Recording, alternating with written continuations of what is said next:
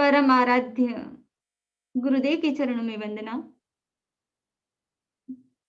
Online से जुड़े हुए जिज्ञासु बंधु और बहनों,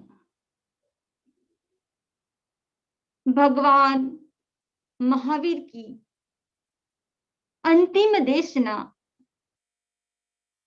भगवान महावीर स्वामी ने जो अंतिम देशना दी, लगातार 48 आवर्स तक लगातार देशना दी, यानी 2 दिन 2 रात तक लगातार देशना दी।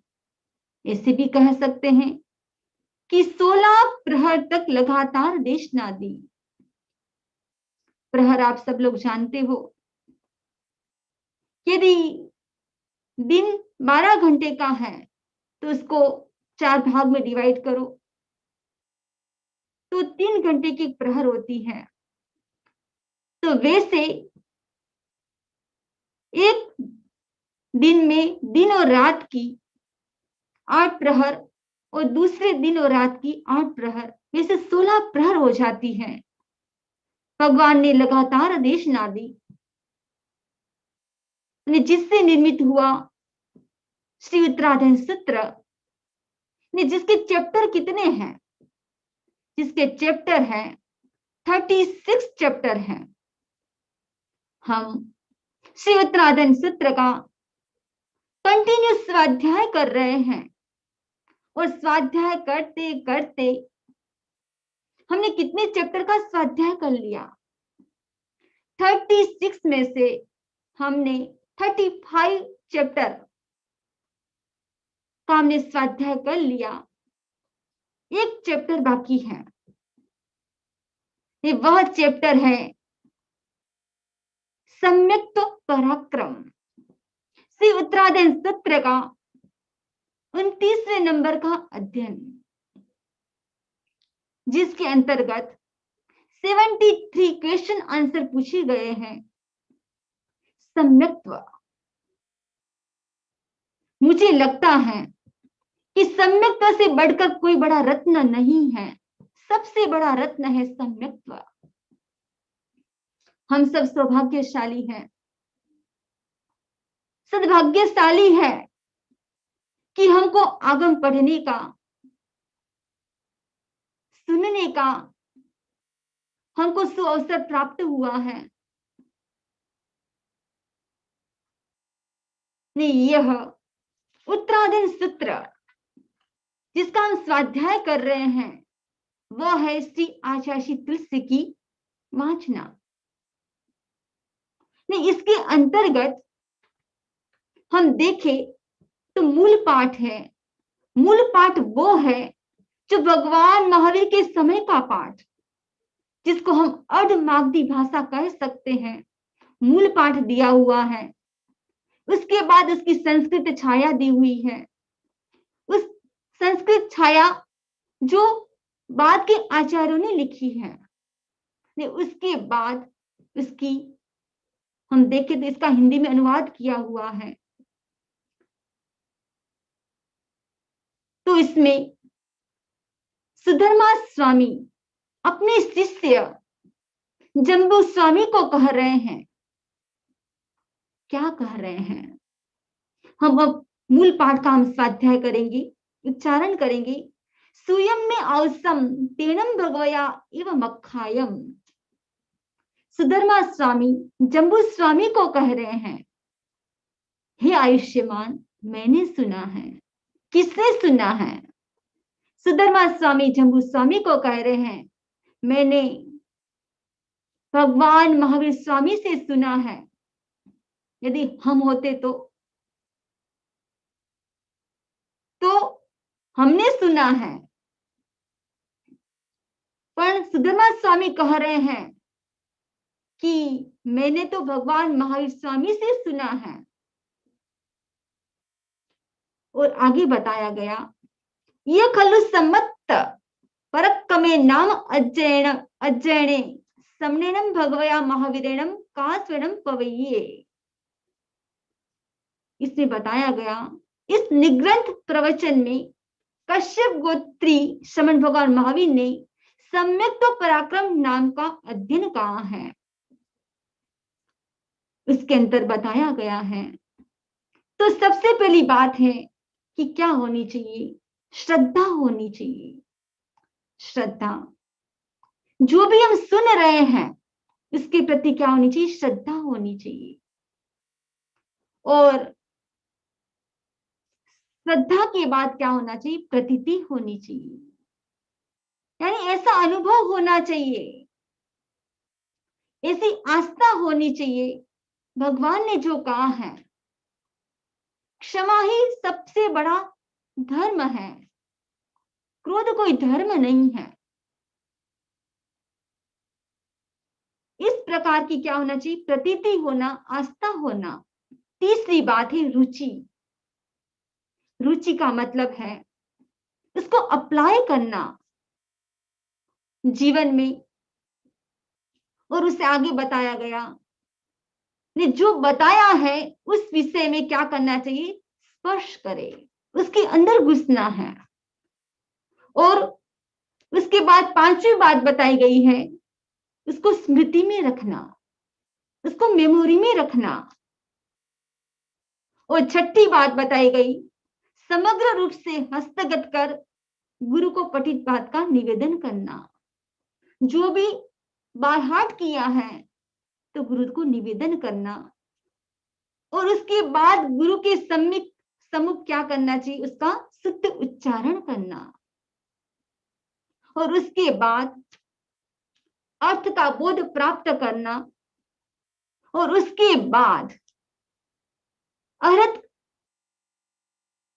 भगवान ने जो आज्ञा दी है उसके अनुसार जो पालन करता है वह क्या प्राप्त करता है, सिद्ध गति को, मोक्ष गति को, प्रशांत होता है, मुक्त हो जाता है। तो 10 बातें बताई गई है।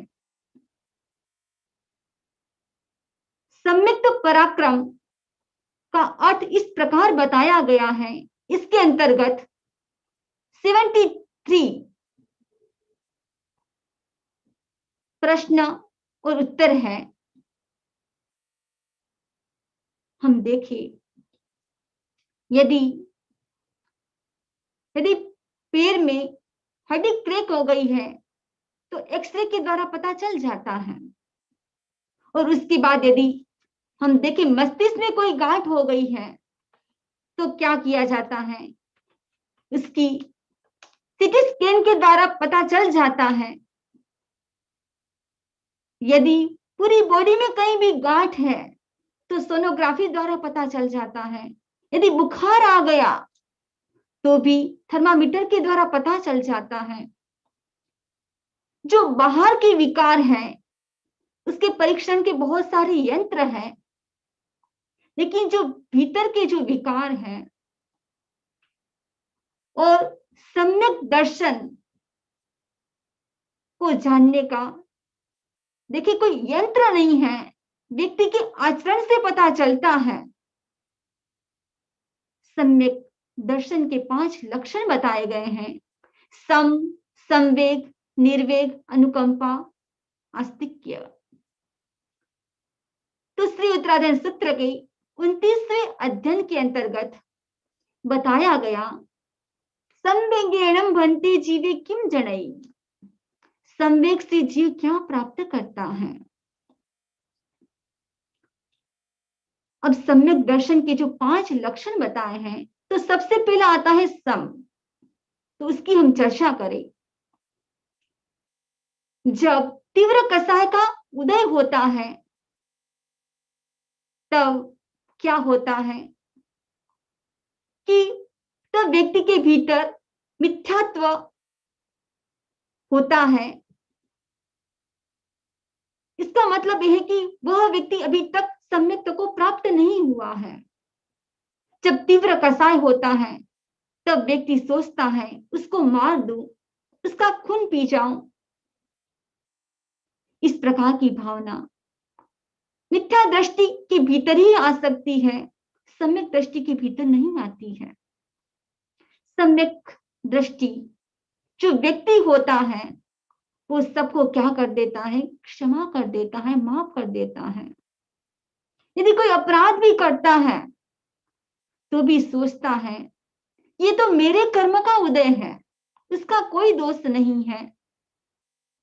यदि चल रहे हैं और चलते चलते पत्थर की ठोकर लग गई तो पत्थर तो निमित्त बना है,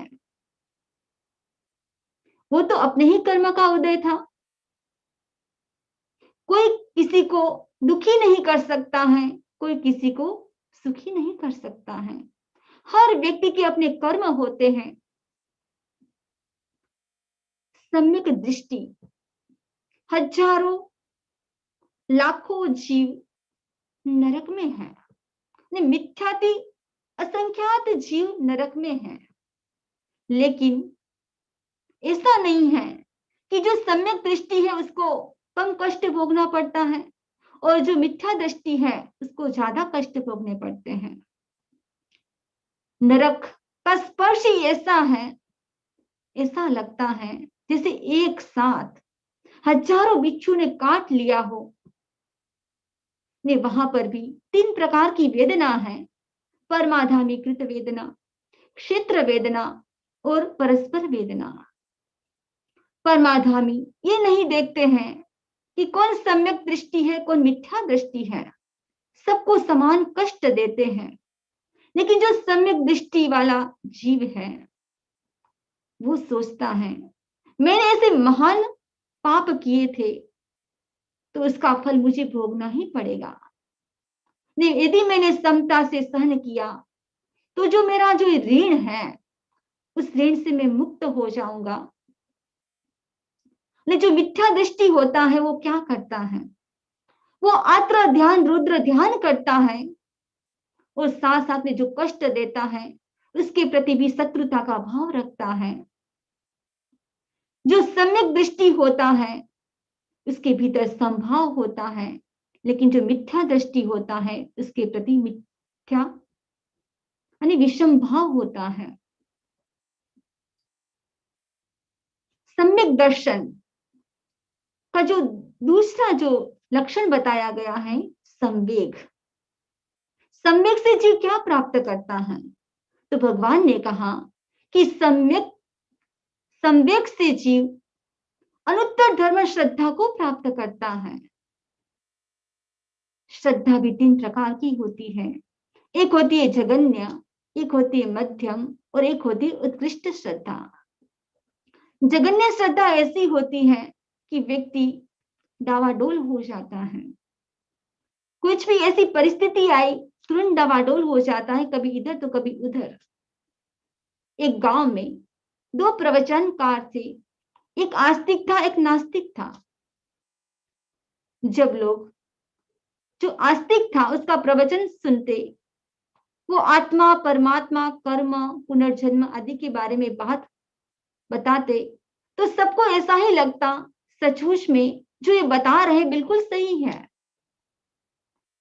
लेकिन जब नास्तिक व्यक्ति प्रवचन करता, उसने कहा खाओ पियो और मौज करो, अगले जन्म को किसने देखा है। सब लोगों को लगा बिल्कुल ये सही है, ये जो बता रहे बिल्कुल सही है। कभी इधर कभी उधर सब लोगों ने निर्णय किया ऐसा किया जाए, दोनों के बीच में डिबेट रखी जाए, जो भी विनर होगा उसकी बात को हम स्वीकार करेंगे। ऐसा ही किया गया।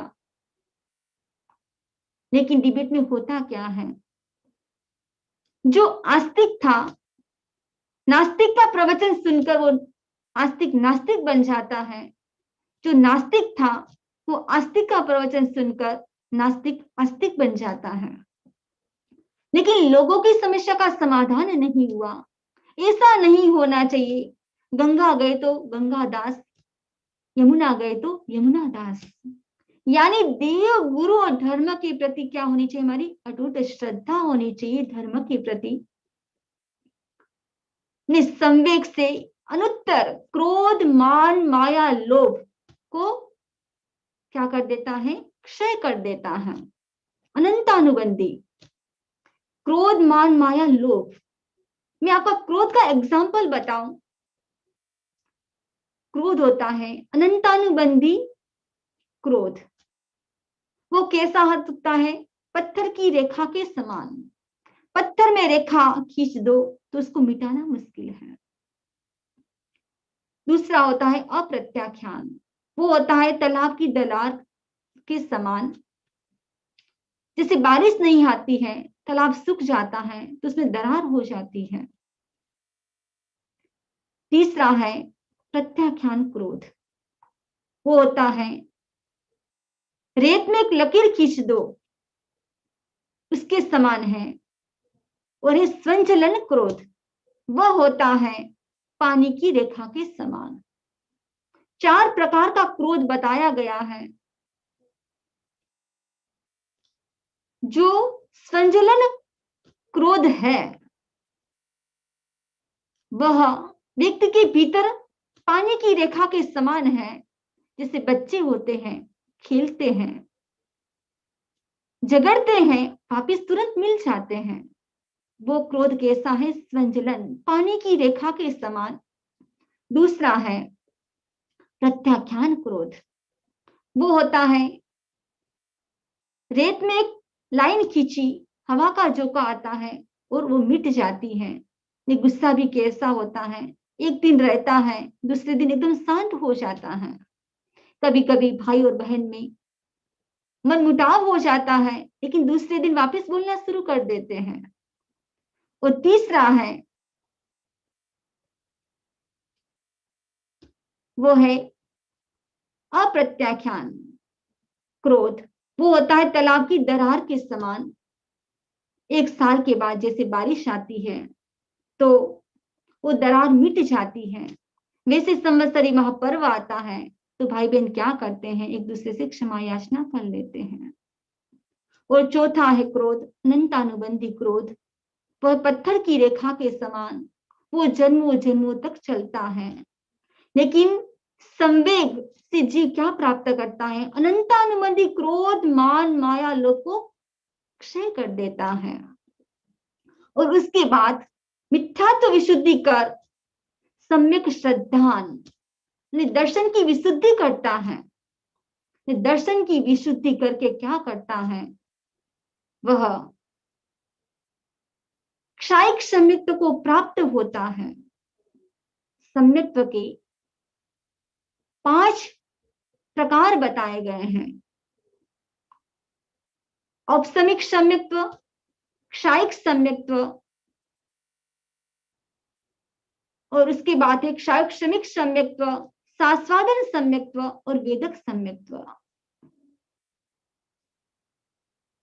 निसंवेग से व्यक्ति क्षायिक सम्यक्त्व को प्राप्त कर लेता है।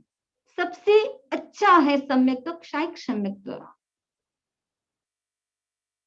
और क्षायिक सम्यक्त्व से व्यक्ति तीसरे भाव में मोक्ष चला जाता है। यदि पहले आयुष्य का बंधन हुआ हो तो, यदि पहले आयुष्य का बंधन नहीं हुआ है तो उसी भाव में मोक्ष चला जाता है। एक है सम्यक्त्वी, एक है मिथ्यात्वी। लेकिन जो सम्यक्त्वी और मिथ्यात्व की तपस्या में बहुत बड़ा अंतर होता है। मिथ्यात्वी तामली तापस को हम देखें, 60,000 वर्ष तक बेले की तपस्या की। इतनी तपस्या यदि कोई सम्यक्त्वी जी कर ले तो 7 बार मोक्ष चला जाए।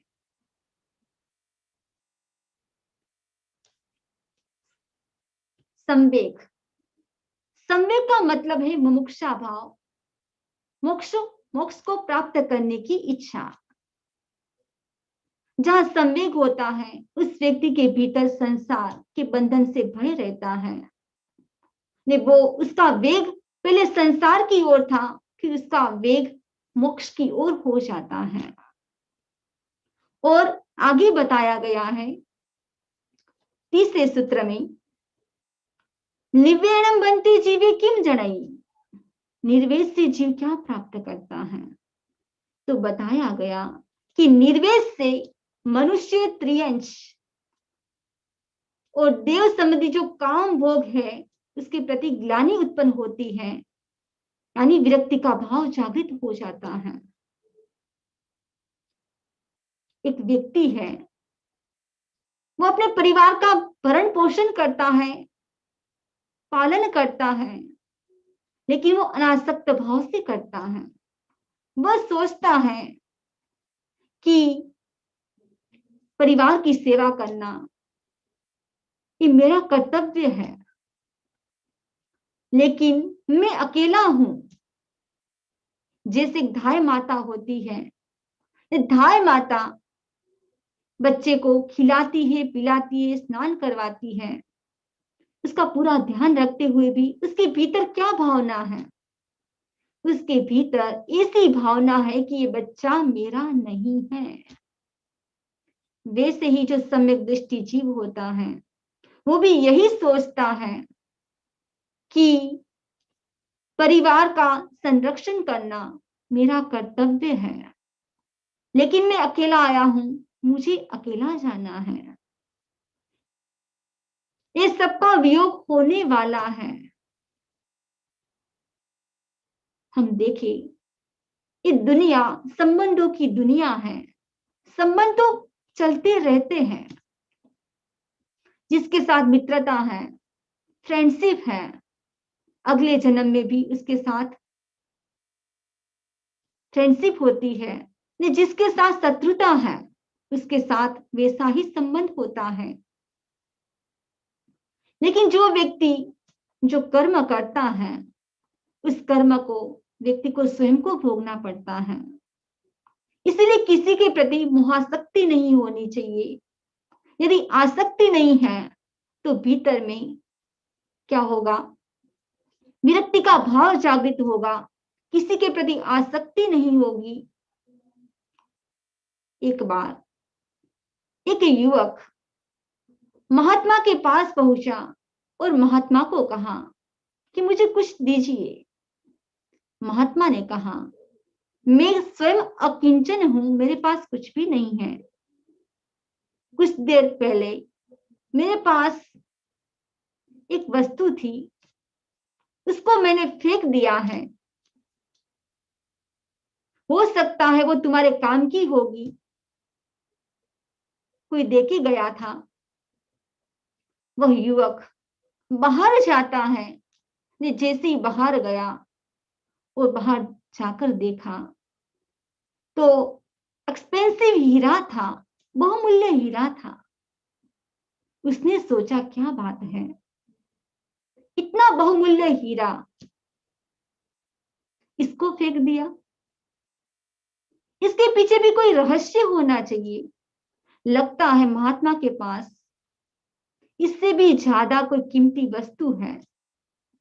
वह युवक उस हीरे को उठाता नहीं है। वैसे ही महात्मा जी के पास आता है और प्रश्न करता है कि आपके पास ऐसी बहुमूल्य चीज क्या है जिसके कारण आपने हीरे को फेंक दिया? महात्मा जी ने कहा, मेरे पास ही विरक्ति सबसे बड़ा धन है, तो विरक्ति है। वह योग भी क्या करता है, अपने भीतर विरक्त के भाव जागृत करता है, संसार से दूर रहकर साधु बनता है। जो साधु बनता है उसके भीतर तो विरक्ति की भावना होती ही है, लेकिन श्रावक भी अपने जीवन में 12 व्रत अंगीकार करके वह भी विरक्त की साधना का जीवन जी सकता है। सम्यक दर्शन के जो 5 लक्षण बताए गए हैं, उसमें पहला था सम, दूसरा था संवेग, तीसरा था निर्वेद और चौथा है अनुकंपा। जिसके भीतर अनुकंपा होती है, दूसरों को दुखी देखकर उसका दुख दूर करता है। दूसरों का दुख देखते ही उसको लगता है मेरा दुख है। हम याद करें राजा मेघरथ को। एक कबूतर उसके पास आता है, ने जैसे कबूतर उसके पास आया वो भयभीत था। ने कुछ ही क्षणों में पीछे एक शिकारी आता है। ने उसने कहा, ये तो मेरा भोजन है। लेकिन राजा के मन में न किसी के प्रति राग था, न किसी के प्रति द्वेष था। राजा ने शिकारी को कहा कि आप इनको छोड़ दो। लेकिन जब वो माने नहीं, तब राजा मेघरथ ने क्या किया, अपना पूरा शरीर देने के लिए तैयार हो गए। ये क्या है? अनुकंपा का भाव। हम देखे धर्म रुचि अणगार को, कड़वे तुम्बे को पी गए, क्योंकि वो गिराते तो कितने जीवों की हिंसा होती। ये है अनुकंपा का भाव। और पांचवा है आस्तिक्य। पुण्य पाप, स्वर्ग नरक, कर्म आत्मा आदि में विश्वास करना, उसका नाम है आस्तिक्य। उसके बाद क्वेश्चन किया गया, धम्म श्रद्धाएणम बनते जीवे किम जणई। धर्म श्रद्धा से जीव क्या प्राप्त करता है? तब भगवान ने कहा कि धर्म श्रद्धा से क्या होता है, जो इंद्रिय विषय के जो सुख है, उसकी जो आसक्ति को छोड़ देता है, वह अणगार जीवन को अंगीकार करता है, अगार को छोड़ देता है। यानी ग्रस्त जीवन को छोड़कर वह साधु बन जाता है। जब तक व्यक्ति के भीतर में धर्म में रुचि पैदा नहीं होती है, तब व्यक्ति क्या करता है, भोग उपभोग की जो भी सामग्री है उसमें व्यक्ति रचा पचा रहता है। जब व्यक्ति के भीतर में धर्म के प्रति रुचि जागती है, तब जो भी भोग विलास के जो साधन है उससे वह दूर रहता है, वह साधु बन जाता है। वो परम सुख को पाना चाहता है। परम सुख को पाने का एक ही उपाय है कि साधु बनना। साधु बने बिना मोक्ष मिलता नहीं है, चाहे इस जन्म में बनो चाहे अगले जन्म में बनो। लेकिन आप ऐसा सोचो कि माल भी खाए और मोक्ष भी जाए, ऐसा तो नहीं हो सकता। उसके लिए तो स्वयं जीवन अंगीकार करना पड़ेगा। धर्म श्रद्धा की बात है। चाहे कैसे भी परिस्थिति आ जाए, चाहे विकट परिस्थिति आ जाए, लेकिन जो धर्म के प्रति जो आस्था है, वह हमारी आस्था विचलित नहीं होनी चाहिए। आगम में एक प्रसंग आता है अरण्यक का। अरण्यक समुद्र से जलपोत यात्रा कर रहा था। यात्रा करते करते बीच में एक देव उपस्थित होते हैं। देव ने अपना एक विकराल रूप धारण किया और अरण्यक को कहा, तुम अपने धर्म को छोड़ दो। जब ये बात अरण्यक ने सुनी, बड़ा आश्चर्य लगा। उसने कहा कि धर्म कोई छोड़ने की वस्तु थोड़ी है, धर्म को मैं छोड़ नहीं सकता। धर्म मेरे से अभिन्न है, भिन्न नहीं है। अरण्यक जन्म और मृत्यु के रहस्य को समझ चुका था। देवता ने कहा, यदि तुम धर्म को नहीं छोड़ोगे तो मैं जो पोत है, जहाज है, उसको मैं समुद्र में डुबो दूंगा। उसमें बहुत सारे यात्री थे, वो सब कांपने लगे। सबने कहा कि हम धर्म को छोड़ देंगे, हमको बचा लो। ने सब लोगों ने कहा अरण्यक को, तुम एक बार बोल दो, बोलने में क्या जाता है, बोल तो सकते ही हो। अरण्यक ने कहा, ये धर्म कोई छोड़ने की वस्तु नहीं है। जीवन में परिस्थिति आती रहती है, जीवन में उतार चढ़ाव आता रहता है, लेकिन किसी भी परिस्थिति आए उस परिस्थिति में धर्म को नहीं छोड़ना चाहिए। देव ने कहा, मैं कुछ भी नहीं जानता, यदि धर्म को नहीं छोड़ा तो मैं जहाज को समुद्र में डुबो दूंगा। देव ने क्या किया, उस जहाज को ऊपर उछाला, लेकिन फिर भी अरण्यक अपने धर्म को नहीं छोड़ता है। जब देव ने उसके भीतर में जाकर देखा तो सचमुच में लगा कि धर्म के प्रति उसकी अटूट आस्था है। देवलोक में इंद्र ने इनकी धर्म की जो प्रशंसा की थी वास्तव में सही है। अब देव भी क्षमा याचना करते हैं और क्षमा याचना करके कहते हैं कि सचमुच में आपकी जो धर्म के प्रति जो आस्था है सचमुच में बेजोड़ है। आचार्य श्री महाप्रज्ञ जी कहा करते थे, मैं मौत से डरता नहीं, मौत मुझसे डर चुकी है। मैं मौत से मरता नहीं, मौत मुझसे मर चुकी है। चाहे कितनी भी विकट परिस्थिति आए, तब व्यक्ति को मौत से डरना नहीं चाहिए। यानी उस समय में भी व्यक्ति को धर्म की शरण में रहना चाहिए, धर्म की अटूट आस्था होनी चाहिए। किसी भी परिस्थिति आए धर्म के प्रति हमारी आस्था बनी रहे। और उससे आगे कहा गया है, 5वां क्वेश्चन है, कहा गया कि शुश्रूषा से जीव क्या प्राप्त करता है। गुरु और साधर्म की शुश्रूषा से तो कहा गया कि यदि शुश्रूषा करता है तो वो विनय को प्राप्त होता है। जो विनय को प्राप्त होता है तो गुरु का अविनय नहीं करता है।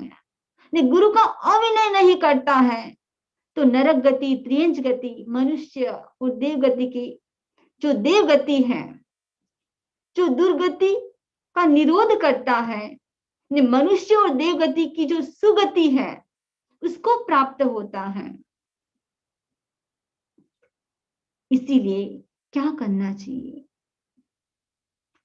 हमको विनय करना चाहिए, सेवा करनी चाहिए। हम वर्तमान में देखें, वर्तमान में वैसे ये भरत क्षेत्र में अभी कोई तीर्थंकर नहीं है, महाविद्य क्षेत्र में तो है, लेकिन अभी वर्तमान में तीर्थंकर के प्रतिनिधि कौन है, गुरु है। ये गुरु क्या करते हैं, गुरु अंधकार को दूर करते हैं, गुरु अज्ञान को दूर करते हैं। संस्कृत साहित्य में कहा गया, गु मिस अंधकार, ये रू यानी नष्ट करना। जो अंधकार को नष्ट करते हैं वो गुरु कहलाते हैं। गुरु ही ऐसे हैं जो संसार समुद्र से पार पहुंचाते हैं। गुरु हमको जो गलत ज्ञान है उसको तो दूर करते हैं, हमको यथार्थ ज्ञान बताते हैं। पुण्य क्या है, पाप क्या है, दुर्गति क्या है, सद्गति क्या है, उसका ज्ञान देते हैं। क्या करणीय है, क्या अकरणीय है, उसका ज्ञान गुरु देते हैं। इसीलिए हमारे में जो बुराई है उसको हमको क्या करना चाहिए, छोड़ना चाहिए। यदि हमारे भीतर ईगो है तो ईगो को भी हमको छोड़ना चाहिए। व्यक्ति किस बात का अभिमान करता है। यदि व्यक्ति के पास थोड़ा सा ज्ञान भी हो जाता है तो व्यक्ति सोचता है मैं कितना ज्ञानी हो गया, अरे कितना ज्ञानी हो गया, समुद्र की बूंद जितना भी ज्ञान नहीं हुआ है, तब भी व्यक्ति इतना अहंकार करता है। जो केवल ज्ञानी होते हैं उसको तो संपूर्ण ज्ञान हो गया है, फिर भी वो अहंकार नहीं करते हैं। इसीलिए व्यक्ति को किसी बात का अहंकार नहीं करना चाहिए। अरे गुरु के पास में है तो क्या करना चाहिए? तो गुरु के पास में है तो गुरु का विनय करना चाहिए, उनकी सेवा करनी चाहिए, अपने ज्ञान का अहंकार नहीं करना चाहिए। आप लोगों ने नाम सुना है एकलव्य का। एकलव्य का गुरु के प्रति कितना समर्पण था, विनय भाव था। ने गुरु द्रोणाचार्य से उसने ज्ञान प्राप्त नहीं किया था, प्रतीक के रूप में उनको गुरु के रूप में स्वीकार किया और धनुर्विद्या में निष्णात बन गए। ने जब दक्षिणा का समय आया तो गुरु के मांगने पर अंगूठा दे दिया। ये क्या है? समर्पण का भाव, विनम्रता का भाव। जैन आचार्य आचार्य भिक्षु रात्रि के समय कोई स्वास्थ्य में कोई गड़बड़ी हो गई तो उसको बार बार उठना पड़ा। जैसे बार बार उठना पड़ा, उनके बहुत सारे शिष्य थे, उसमें से एक थे खेस्ती जी। जैसे ही लगा कि गुरु को ठीक नहीं है, वो तुरंत उठ जाते। जैसे ही सुबह हुई, शिष्य ने अपने गुरु से कहा कि आज रात को आपको बहुत तकलीफ हुई है, आपको बार बार उठना पड़ा। गुरु ने कहा कि आपको भी उठना पड़ा, पता नहीं अगली रात कैसे व्यतीत होगी, बीतेगी, लेकिन मेरा संकल्प है कि अगली रात आपको जगाने का त्याग है। तब शिष्य ने कहा, क्या कहा? आपको जगाने का त्याग है तो मुझे तो सोने का ही त्याग है, आपको मुझे जगाना ही नहीं पड़ेगा। ये क्या है? गुरु के प्रति सेवा का भाव, विनम्रता का भाव। आचार्य भिक्षु ने अपने शिष्यों को कहा, जब मुनि खेसी जी के सामने मेरा नाम लो तब देखो कि उसके हाथ में कोई पात्री तो नहीं है। यदि मेरा नाम लिया तो उसके दोनों हाथ जुड़ जाएंगे और पात्री नीचे गिर जाएगी। इतनी विनम्रता है उसके भीतर। हमारे भीतर भी गुरु के प्रति इतनी विनम्रता होनी चाहिए, सेवा की भावना होनी चाहिए।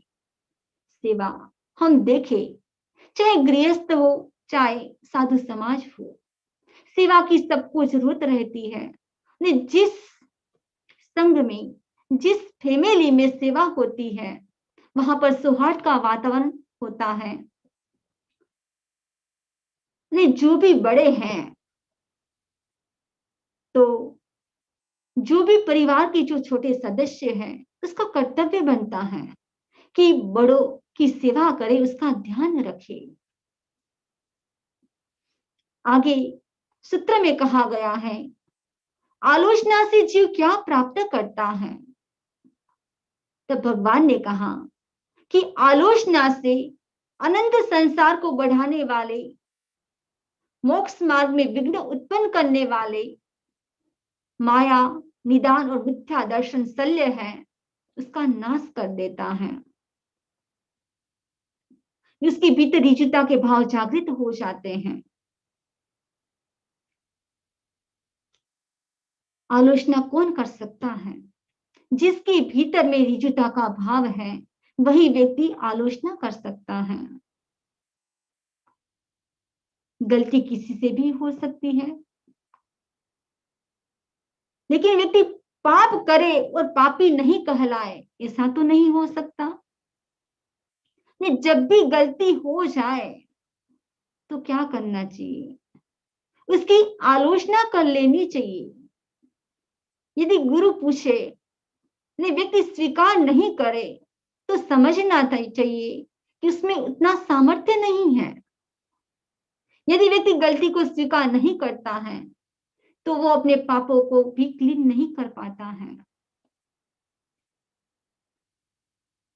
जैसे बच्चा होता है, अपने पेरेंट्स के सामने जैसा होता है वैसा बता देता है, वैसे ही क्या करना चाहिए, हमारी जो गलती है उस गलती को गुरु के सामने स्वीकार कर लेना चाहिए। ने आलोचना करने से जो 3 प्रकार के शल्य हैं, उस शल्य में कांटा है वो नष्ट हो जाते हैं। तो 3 प्रकार के शल्य हैं, माया शल्य, निदान शल्य और मिथ्या दर्शन शल्य।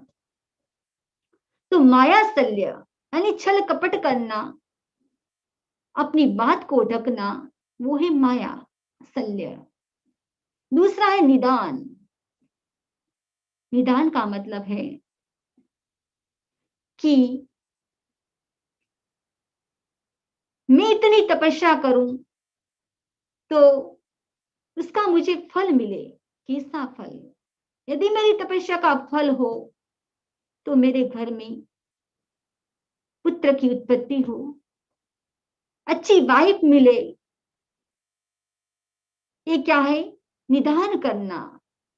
थोड़े से सुख के लिए बहुत सारे सुख को गवा देना, ये निदान यानी एक अपेक्षा है। ये भी एक प्रकार का शल्य है। तीसरा है मिथ्या दर्शन शल्य, यानी जो वस्तु जैसी है उसको वैसी स्वीकार नहीं करना। जो व्यक्ति आलोचना करता है, आलोचना से सब प्रकार के शल्यों का नाश हो जाता है।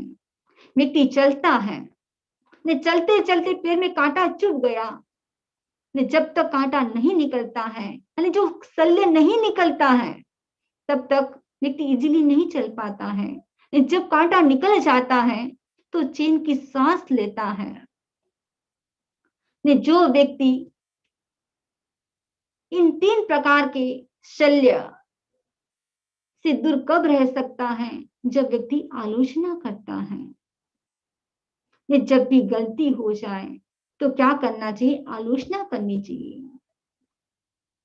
एक बार एक घोड़ा था, घोड़ा ने उसके शरीर में कोई बेचैनी हो रही थी, लेकिन जो उसका मालिक था समझ नहीं पा रहा था। तो जो एनिमल्स का जो चिकित्सक था उसको बुलाया गया। ने मालिक को पूछा उसको कहां पर घुमाया था? तब मालिक ने कहा उसको मैं युद्ध करने के लिए लेकर गया था। तब चिकित्सक को पता चला कि युद्ध में तीर का कोई जो पार्ट है उसकी बॉडी के अंदर है। जैसे उसको निकाला गया, चैन की सांस ली। यानी जो भी शल्य होता है, यदि व्यक्ति के भीतर में मन में कोई शल्य है, कोई गांठ है, तो उसको भी क्या करना चाहिए? उसकी भी आलोचना कर लेनी चाहिए। गलती होना स्वाभाविक है, गृहस्थ से भी हो सकती है, साधु से भी हो सकती है। लेकिन गलती हो जाए, उसको स्वीकार नहीं करे तो व्यक्ति सोचे कि हाँ मैं बच गया। हाँ हो सकता है व्यक्ति इस जन्म में बच जाए, लेकिन राई पाई का तो आगे हिसाब है ही। व्यक्ति सोचता है कोई नहीं देख रहा है, लेकिन परमात्मा से, अपनी आत्मा से कोई बात छिपी हुई नहीं है। इसलिए जो भी गलती हो जाए तो क्या करना चाहिए? उसको आलोचना के द्वारा उसको साफ करना चाहिए। कोई कपड़ा भी है, कपड़े में कोई दाग लग गया तो उसको साबुन के द्वारा क्लीन किया जाता है। वैसे ही हमारी आत्मा एक कपड़ा है, उसमें पाप रूपी जो धब्बा लगा हुआ है उसको आलोचना के द्वारा क्लीन कर लेना चाहिए। और आगे बताया गया है नेक्स्ट सूत्र, निंदा से जीव क्या प्राप्त करता है? तो कहा गया निंदा से वो पश्चाताप को प्राप्त होता है। निंदा, यहां निंदा का मतलब दूसरों की निंदा नहीं है। यहां निंदा है यानी जो हमने गलत एक्टिविटी की है, कोई कार्य किया है, उसके प्रति पश्चाताप की भावना। व्यक्ति आवेश में आकर कुछ भी बोल देता है। जब विस्फोट शांत होता है, पारा नीचे उतरता है, तब व्यक्ति सोचता है कि मैंने उसको क्या बोल दिया, मुझे नहीं बोलना चाहिए था। व्यक्ति पश्चाताप करता है। ये व्यक्ति सोचता है कि आगे से मैं ऐसी गलती नहीं करूंगा, भविष्य में मैं ध्यान रखूंगा। जो व्यक्ति ऐसा चिंतन करता है, वह व्यक्ति क्षायिक सम्यक्तों को प्राप्त कर लेता है। जैन दर्शन में 14 गुणस्थान बताए गए हैं। ये जो साधक होता है, वो अपनी आत्मा की विशुद्धि कर आगे बढ़ता है। लेकिन 1 से 7 गुणस्थान में एक ही रास्ता है आगे बढ़ने का। लेकिन जैसे 8वां गुणस्थान आता है, वहां पर 2 रास्ते हैं। एक है उपसम श्रेणी, एक है क्षपक श्रेणी। जो उपसम श्रेणी की ओर आगे बढ़ता है, वह 11वें गुणस्थान से वापिस नीचे गिर जाता है। और नीचे गिरता है तो बीच में कहीं भी रुक सकता है, या फिर वो पहले गुणस्थान तक आ जाता है। लेकिन जो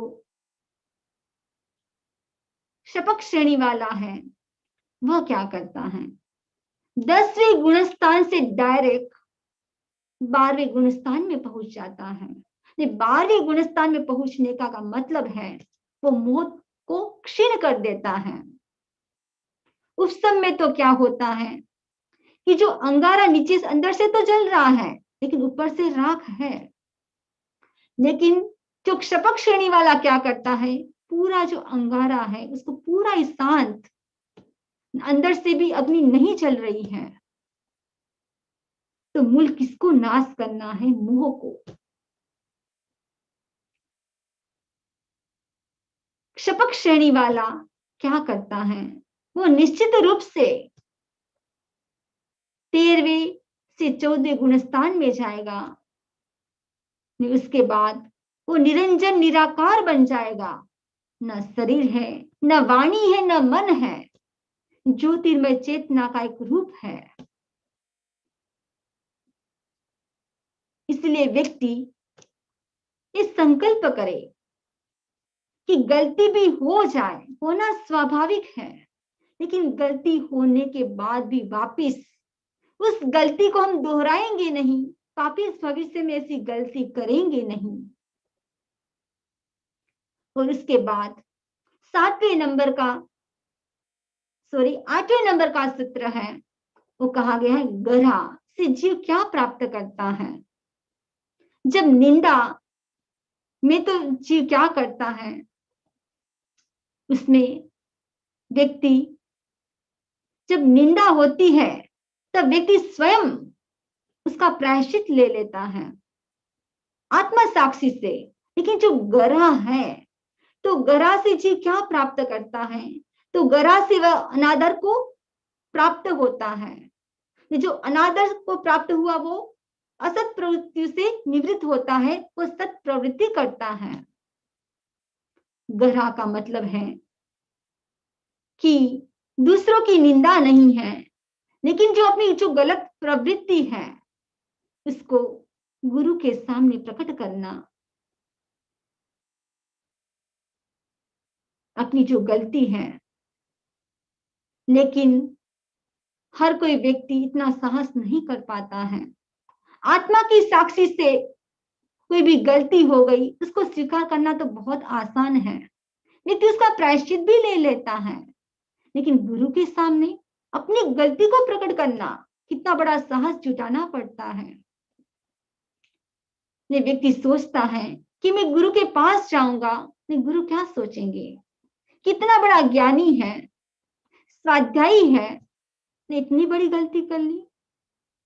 लेकिन जो भवी आत्मा होता है, पवित्रात्मा होता है, वह सोचता है कि जो मेरी चरित्र रूपी जो चद्दर है, उसके ऊपर कोई भी धब्बा नहीं लगना चाहिए। मुझे तो क्या होना है, जो भी दोष लगा है वो दोष से दूर होना है, अपनी आत्मा को पवित्र करना है। तो आज हमने श्री उत्तरायण सूत्र के 29वें अध्ययन के कुछ सूत्रों के बारे में चर्चा की। तो सबसे पहला था कि संवेग से जीव क्या प्राप्त करता है, दूसरा था निर्वेद से जीव क्या प्राप्त करता है, तीसरा था धर्म श्रद्धा से जीव क्या प्राप्त करता है, चौथी बात थी शुश्रूषा से जीव क्या प्राप्त करता है, और पांचवा सूत्र था कि आलोचना से जीव क्या प्राप्त करता है, छठा सूत्र था कि निंदा से जीव क्या प्राप्त करता है, और सातवां सूत्र था कि गरा से जीव क्या प्राप्त करता है। ये सब सूत्र सम्यक के सूत्र है जो व्यक्ति अपने जीवन में मुमुक्षा के भाव लाता है, विरक्ति के भाव लाता है, विनम्रता के भाव, सेवा के भाव, जिसके भीतर में आलोचना के भाव होते हैं, निंदा आत्म साक्षी से जो निंदा करता है, यानी आत्म साक्षी से उसका प्रायश्चित लेता है, गुरु के समक्ष जो प्रायश्चित लेता है, वह व्यक्ति इस संसार सागर को कम कर देता है और शीघ्र से शीघ्र वो मोक्ष गति का वर्ण करता है। तो ये सब जो सूत्र है वो हमारे भीतर भी आए, इसी हम सबके प्रति शुभकामना करते हैं। इसी भावना के साथ ओम अरहम।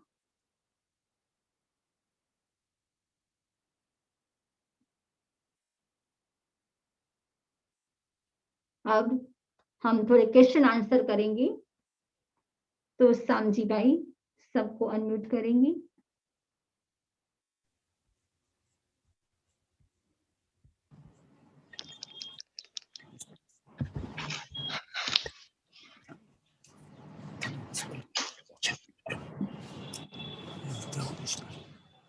तो सबसे पहला मेरा प्रश्न है, हाँ, कि भगवान महावीर स्वामी ने अंतिम समय में कितने घंटे तक देशना दी? 48 hours. Right, 48 hours. ने प्रहर 16 प्रहर राइट है। ने श्री उत्तराधीन सूत्र के कितने चैप्टर हैं? 36 राइट। अब उसके बाद नेक्स्ट क्वेश्चन है कि सम्यक्त्व के कितने लक्षण हैं? 5। वो कौन कौन से हैं? संवेग, निर्वेद, अनुकंपा, आस्तिक्य। हाँ राइट है, सम्यक्त्व के 5 लक्षण हैं।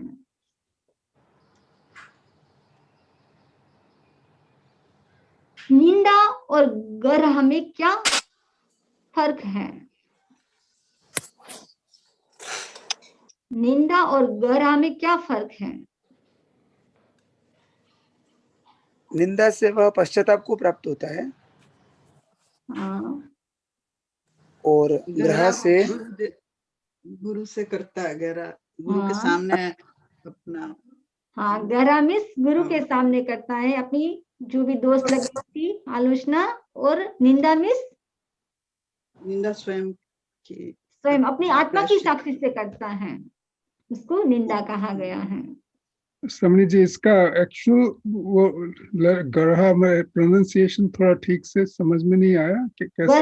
गरहा समझ में नहीं आया। गरहा राइट? हाँ गरहा ओके, गरहा ओके। हाँ के ऊपर राइट,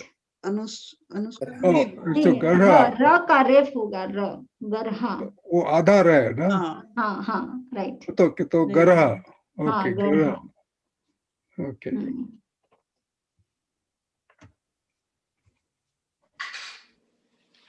और उसके बाद है संवेग। संवेग का मतलब क्या है?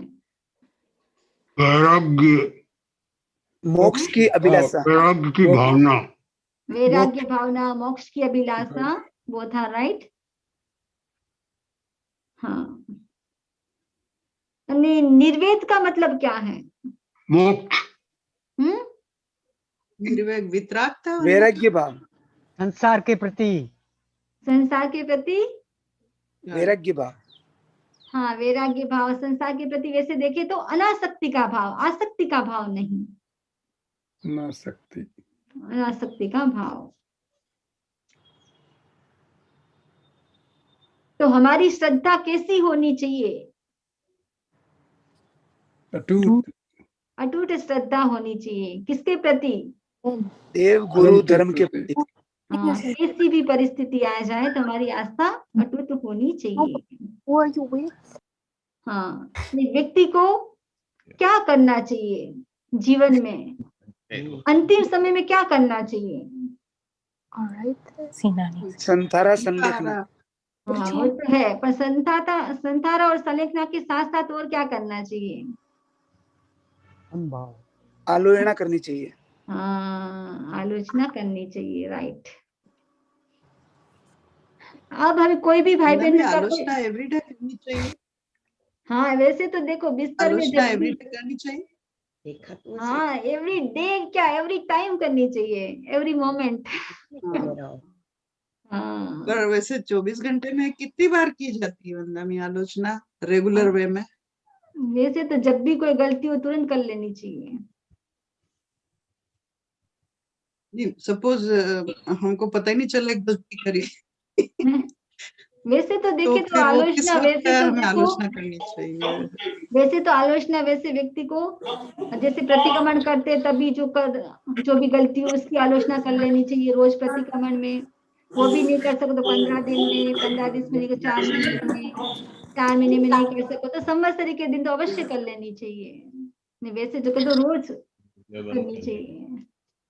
रोज करना। हाँ ठीक है वंदना। हाँ। अभी किसी का कोई और क्वेश्चन हो तो पूछ सकते हो।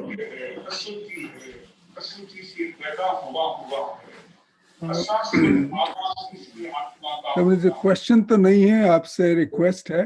हाँ जैसे वैसे तो ये पार्ट अपने क्या नाम रोजाना की प्रार्थना का है, पता नहीं आप हो सकता है कवर भी करें, हाँ। परंतु जो संकल्प सूत्र होता है ना, वैसे तो हिंदी में ही है, परंतु फिर भी हर एक संकल्प का एक्चुअल आचरण के लिए क्या मतलब है, मतलब कभी एक दो लेक्चर में कभी आप उसको इंक्लूड कर सकें या अलग से कौन हो से तो। संकल्प में समझी नहीं। वो अच्छा, संकल्प, ऊपर वाले संकल्प, राइट राइट। नहीं संकल्प सूत्र, हाँ जो, हाँ हाँ, जो हिंदी में जो बोलते वो। हाँ हिंदी में जो बोलते हैं, अच्छा अच्छा, उसमें एक ठीक तो है। मेरे को वही समझ में नहीं आता जिसमें मुझे और मैं जिस मुझे और मैं तो एक ही बात एक्चुअल में देखे ना, तो नहीं, मुझे या उसमें मैं जैसे तो मैं निर्विकार हूँ, मैं ज्योतिर्मय हूँ, मैं तो वहां हाँ, मैं ऐसे तो भाव अंदर से लाना है एक्चुअल में। ओके, परंतु उसके ऊपर जो 8 दूसरे संकल्प उनका जीवन तो में ठीक है, कैसे क्या मतलब है। हाँ, तो वैसे तो उसको भी हम हिंदी में ही है, एक्सप्लेन समझ करेंगे। वर्ड तो समझ में आते हैं, परंतु वर्ड का एक्चुअल थोड़ा एक्चुअल, एक्सप्लेन हाँ करे तो अच्छा है। हाँ, ठीक है, हाँ ठीक जैसे है। मुझे सरल जीवन वेरी जीना गुड है, पॉइंट। ठीक है। हाँ हाँ हाँ, पर उसका एक्सप्लेनेशन, हाँ, हाँ थोड़ा मीनिंग जरा विस्तार से करना। तो उसका भी हम भाव रखते हैं ऐसे। हाँ, कभी जब भी हाँ, उसको भी हाँ रखेंगे, करेंगे। ये जो उत्तराधीन सूत्र है अभी तो अच्छी आवश्यक चलेंगे। उसके बाद तो जैसे सामायिक, वन्ना, प्रतिक्रमण, कायस्वर, प्रत्याख्यान, तो उसके बाद एक एक सूत्र को हम लेंगे, फिर उसके बाद वो भी इंक्लूड कर देंगे, वैसे भाव रखते हैं। चलो, ओम Arham. Gaurav, what is the outlook of this talk, Yogesh? हाँ